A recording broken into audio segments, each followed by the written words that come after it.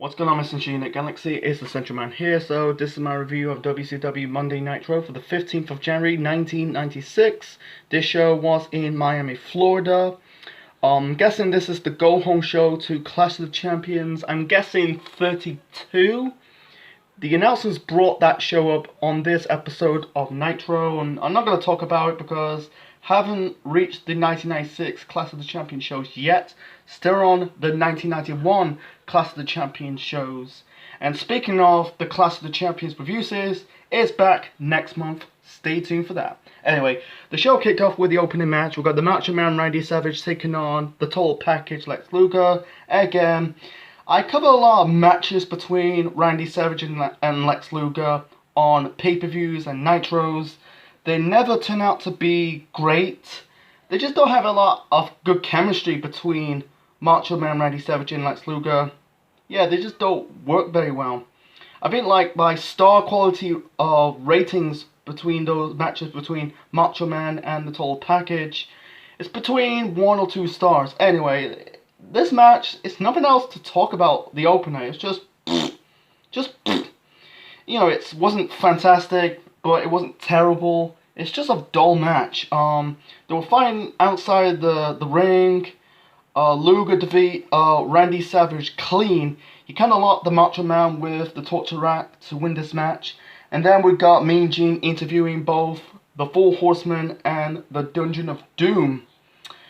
I feel that this is the start of the rivalry between the two factions. I think they fight later on in 1996 and maybe in 97.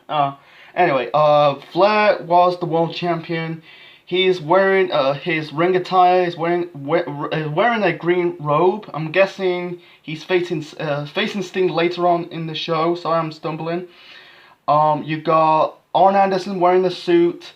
Benoit's wearing like a shirt and tie, and Pillman's wearing the Four Horsemen t-shirt. And then you got members of the Dungeon of Doom. We got the Taskmaster Kevin Sullivan, Jimmy Hart, the Giant, Zodiac, that is Ed Leslie. You know, formerly known as Bruce Beefcake. He'll become the disciple, you know, the Booty Man and the disciple, you know, part of the NWO. That'll be later on in 1996. You got Hugh Morris, you know, the future huge erection from, you know, we later on formed this group known as the Misfits in Action, MIA. That'll be in WCW 2000. And maybe Ming was part of that segment. You know, he's facing Hogan later on in the show. We'll get to that later on in this review. And also, you got the United States Champion, the One Man Gang, who won the title, I think it was on the pre-show at Starrcade 95, you know, the previous month. Anyway, so the Taskmaster basically putting over Ric Flair. He's, you know, the greatest world champion of all time. He's the Yankees and the Boston Celtics together. You know, and also he had respect to Arn Anderson. Anderson said about, you know, I think they got a match at that Clash. I don't want to talk about it. So basically he said there's no winners, no one's gonna win, no one's gonna lose. It's all about surviving. There is no financial gain. And he said to the DOD, said about, we don't feel you, but I respect you. We respect you. Basically, respect the Dungeon of Doom, and then Pillman being Pillman. You know, the loose cannon says, "We see that. We don't fear you," or something like that. And then Arn Anderson smacked Brian Pillman and told him to keep his mouth shut. And I think end this segment with, you know, Taskmaster said to the Arn Anderson and the rest of the Horsemen that Hogan's facing Ming. And they cut to Pillman with the serious face. He's not, you know, cocky. He's just got a little bit serious. Yeah, he went on to face the Taskmaster at, I'm guessing, at Super Bowl 6. This is one of his final appearances in WCW before going to ECW for a cup of coffee, and then the World Wrestling Federation later on in 1996.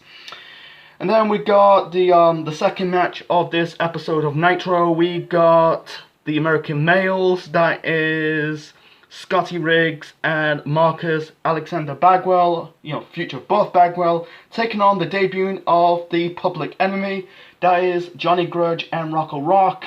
You know, they came from ECW. I think their final appearance from ECW was, I'm guessing, November to Remember, 95. Anyway, so the match was it was an okay match. It was a quick match. In the end, I think one member of the Public Enemy kind of cheap shot at Bagwell, and one of the other member of the Public Enemy rolled up Bagwell for the victory. And then afterwards, they put Bagwell through a table. I'm guessing they're the heels. It's a very shame that they never did well in the two big promotions in WCW and also in they wrestled in the WWF years later in the Attitude Era, and never won the tag team titles in both two companies. You know, I think they were tag team champions in ECW. Not 100% sure. Yeah, they put Bagwell through a table. It's very funny that when Sabu debuted in WCW, I think he put Disco Inferno, Alex right through a table. They reverse the decision of the match. It's just like, it really basically just WCW trolling ECW. Anyway, moving on to basically the match of the night. Yeah, before that you had the Slim Jim advert. We call it advert. You Americans call it commercials. Anyway, and then yeah, the next match we got the match of the night. We got Ric Flair defending. I'm guessing this is for the world title. I'm not 100% sure. I don't think they brought it up. I think they did brought it up. Anyway, so I'm guessing it's for the WCW World Heavyweight Championship. Yeah, Ric Flair defended the world title against Sting. Match of the night, back and forth between both Flair and Sting. They got good chemistry. They've been fighting since the late 80s, and the fight in the 90s, and then the final Nitro, and then later on in TNA. Jimmy Hart's in Ric Flair's corner. I'm guessing Jimmy Hart's in cahoots. He's still part of the Dungeon of Doom. He's basically cheerleading with Ric Flair. I don't want to get into it. He did a cheap shot at Sting without the referee noticing. Yeah, back and forth. Flair was going for the figure four leg lock. Sting counted into a small package. Flair kicked out of, this was a near fall. In the end, you had Luger trying to stop Jimmy Hart interfering. I don't know if Luger's still part of the Dungeon of Doom. He ended up being part of the Alliance Destroy Hulkamania, the Doomsday Cage match on Censor 96. He basically stopping Jimmy Hart. He's still in this situation with Sting. They're going to be a tag team. They're friends in real life. He accidentally cost Sting the match. He basically accidentally hit Sting. The announcer said that he hit Sting with the microphone, Jimmy Hart's microphone, not microphone bolts. The something with directors do, styrofoam, megaphone. Anyway, he didn't use Jimmy Hart's megaphone. Yeah, that's what I say, megaphone. I say microphone, but megaphone. Sorry. He didn't use the megaphone to hit Sting. I think he hit him with just a forearm shot. In the end, Flair locked Sting with the figure four leg lock. And the referee just did the 3 count.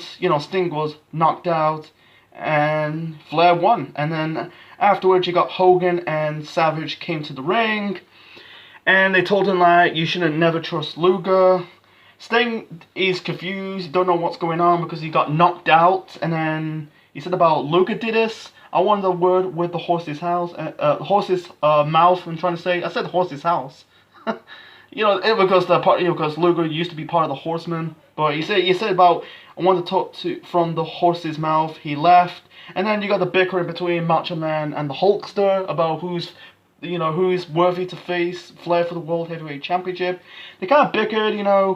Hogan says about I got a better record, I got more momentum. You lost to Luger 4 times. I think Savage says, I'm not Nick Bockwinkel, basically, he was on-screen commissioner. He got fired for forgetting the name of Bash of the Beach. That was later on, that was in, the summer of 1995, so, and then both Hogan and Savage left. Yeah, they won't feud until 1996, Halloween Havoc 96, I covered that show in November, I think it was November, yeah, November. I didn't cover it at Halloween because there was a power cutage, unable to do it. But anyway, I wish they just fought earlier than October of '96. It took until October until they had the first match since WrestleMania 5. Anyway, so moving on to yeah, moving on to the main event. The main event, we got Hulk Hogan versus Ming, represent the Dungeon of Doom. The match was mediocre. Ming, he was shit. I'm sorry, he's shit. Yeah. He had a decent match with Sting at both at the Great American Bash '95 and Bash at the Beach '95. Sting is one of the best workers. He carried Ming to a good match. Ming is never a good worker. He just does like the chokes, the kicks, the karate moves. That's it. He's never that great. You know. Anyway, I think in the end you had Taskmaster got involved, and then Savage stopped him, and then Hogan used the spike onto Ming, and he placed the spike onto inside of Ming's tights to win this match, and that was it. And also a bit of a side note, during this Mean Gene interview between the Macho Man and Hulkster, I know it's Hulk Hogan and Randy Savage, Hogan said he's facing Flair in Las Vegas. I'm guessing that will be the following week's episode of Nitro.